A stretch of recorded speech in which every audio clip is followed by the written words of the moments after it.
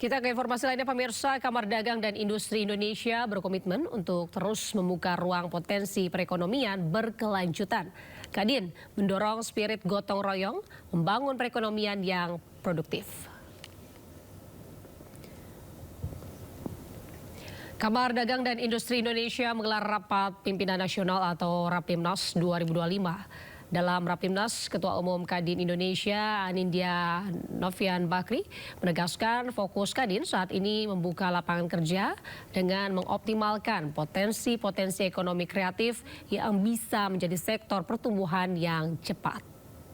Selain itu, Kadin juga komitmen untuk terus melakukan kolaborasi intensif dan membantu pemerintah dalam mendorong sektor-sektor ekonomi. Selain itu, Kadin akan menjadi semangat gotong royong sebagai ruang konsolidasi dunia usaha untuk mendorong inovasi, produktivitas, investasi, dan juga perdagangan.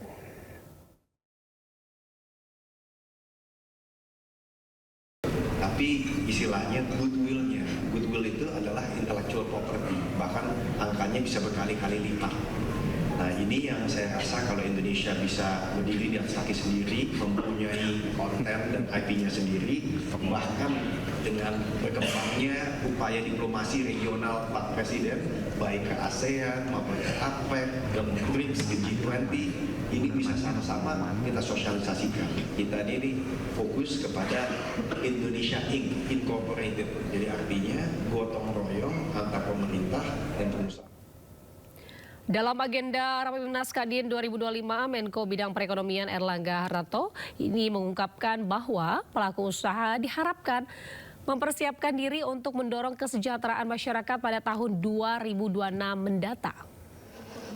Erlangga menyatakan pada tahun depan berbagai program pemerintah yang fokus pada kesejahteraan masyarakat akan semakin diperkuat agar mampu mendorong pertumbuhan ekonomi yang ditargetkan mencapai 8%. Untuk mencapai target tersebut, Kadin juga diharapkan membangkitkan UMKM yang bergerak di sektor konstruksi.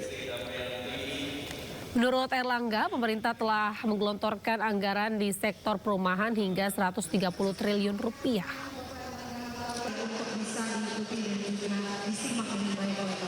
Harapannya Kadin mempersiapkan diri untuk mendorong kesejahteraan masyarakat di 2026. Makanya dari berbagai program pemerintah yang ada ke masyarakat, kami berharap Kadin ikut mendorong, apalagi juga untuk membangkitkan UMKM konstruksi. Nah, UMKM konstruksi ini sudah dapat banyak peluang dan pemerintah menyediakan dana untuk perumahan sampai 130. Deputi Gubernur Senior Bank Indonesia Destri Damayanti mengungkapkan para pelaku usaha ini diharapkan menjadi mitra pemerintah dalam memperluas penyerapan tenaga kerja di tanah air. Destri menilai stimulus likuiditas perbankan yang telah digencarkan Bank Indonesia secara otomatis mampu meningkatkan penyerapan kredit para pelaku usaha. Destri menekankan kebijakan yang telah diperkuat dengan Komite Stabilitas Sistem Keuangan yang terdiri dari Kementerian Keuangan, Kemenq, Bank Indonesia, OJK, dan LPS akan mampu membawa arah ekonomi tahun depan lebih baik. Dari sisi pengusaha, ayo mari kita mulai untuk berinvestasi karena liquidity juga liquidity juga di perbankan juga ada, dan dari Bank Indonesia sendiri kami juga mempunyai kebijakan untuk terus juga mensupport liquidity di sistem keuangan kita. Jadi kami tentunya tinggal menunggu nanti dari permintaan dari sisi pengusaha untuk mengisi demand side yang pada akhirnya ini akan menjadi pendorong pertumbuhan ekonomi kita 2020. Bank Indonesia menyatakan kondisi ekonomi nasional masih memiliki daya tahan dalam menghadapi tekanan ekonomi global. Gubernur Bank Sentral Peri Warjio ini menegaskan pentingnya sinergi antara pemangku kepentingan guna menjaga laju pertumbuhan ekonomi di tahun-tahun depan. Alhamdulillah, kita bersyukur ekonomi nasional berdaya tahan dari rentetan gejolak global. Stabilitas terjaga, pertumbuhan relatif tinggi. Kuncinya hanya satu, sinergi. Dengan sinergi itu insya Allah kinerja ekonomi Indonesia tahun 2026 dan 2027 akan lebih baik. Pertumbuhan lebih tinggi, konsumsi dan investasi meningkat, ekspor cukup baik di tengah perlambatan ekonomi dunia. Demikian pernyataan Gubernur Bank Indonesia Peri Warjio di hadapan Presiden Prabowo Subianto dan para pemangku kepentingan ekonomi di acara pertemuan tahunan Bank Indonesia 2025. Peri menekankan pentingnya membangun sinergi dalam mendorong pertumbuhan ekonomi yang lebih tinggi dan berdaya tahan. Peri optimistis perekonomian akan terus tumbuh dan berdaya tahan dengan tetap mewaspadai ketidakpastian global, di mana Bank Indonesia memperkirakan pertumbuhan ekonomi tahun 2025 di kisaran 4,7 hingga 5,5%. Kemudian di tahun 2026 4,9 hingga 5,7% dan 2027 sebesar 5,1 hingga 5,9% didukung oleh konsumsi dan investasi yang meningkat serta ekspor yang cukup baik. Sementara itu, Presiden Prabowo Subianto mengapresiasi laporan Bank Indonesia mengenai kondisi terkini dan proyeksi ekonomi Indonesia yang lebih menenangkan di tengah tantangan dan ketidakpastian kondisi global. Saya kira secara objektif, secara jujur bisa kita terima sebagai dua paparan yang sangat komprehensif, sangat lengkap, sangat detail dan mencerminkan dan memberi kepada kita gambaran kondisi ekonomi Indonesia yang sesungguhnya cukup menjanjikan, cukup menenangkan kita di tengah tantangan global yang penuh ketidakpastian.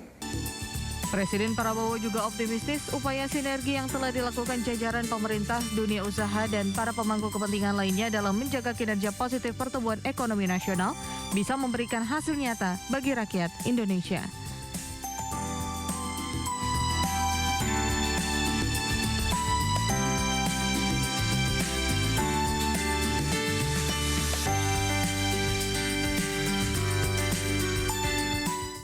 Pemirsa, Kementerian Sosial terus menyalurkan BLT Kesra kepada masyarakat di berbagai daerah. Hingga kini lebih dari 12 juta penerima manfaat telah menerima bantuan melalui PT POS.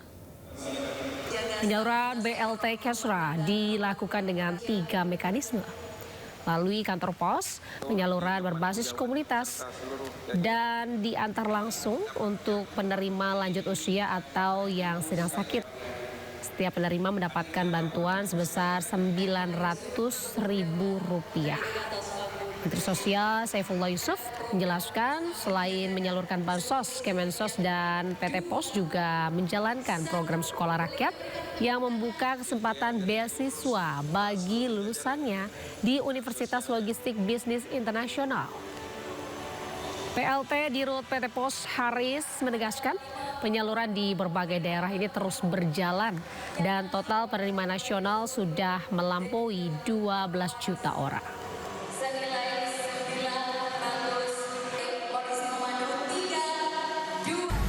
Melihat secara langsung penyaluran BLTS yang sekarang memasuki tahap kedua yang secara umum berjalan dengan baik.